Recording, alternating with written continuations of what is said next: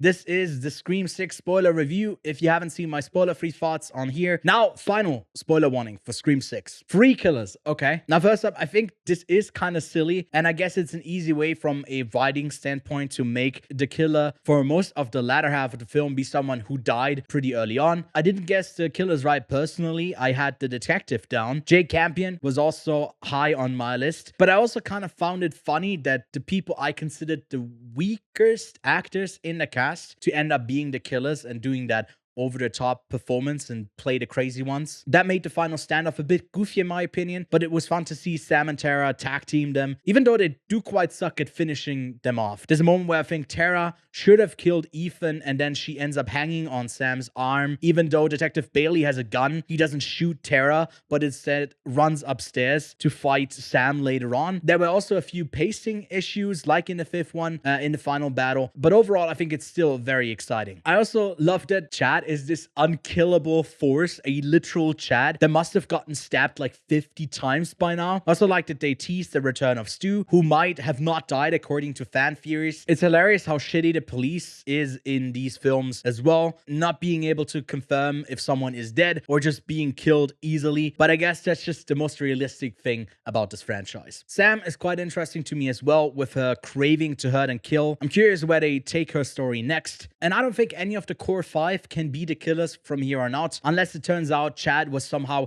a time traveler from 2099 who got the ability to be stabbed indefinitely without being killed. And didn't they do something like time travel in Stab 6? Stab 5 has time travel, which is by far the worst. Why not do that for the 7th one? So logically, I do think that one of the core 5 will go in the next one. I'm just not quite sure who will turn out to be, unless they really expand the cast. But what did you make of Scream 6? Did you guess any of the killers right? Also, isn't it crazy that Samara Weaving's character is teaching a class on slashers? Like, I'm a film major and I never had a cool class like that. Anyways, leave a like, subscribe, and I'll see you soon.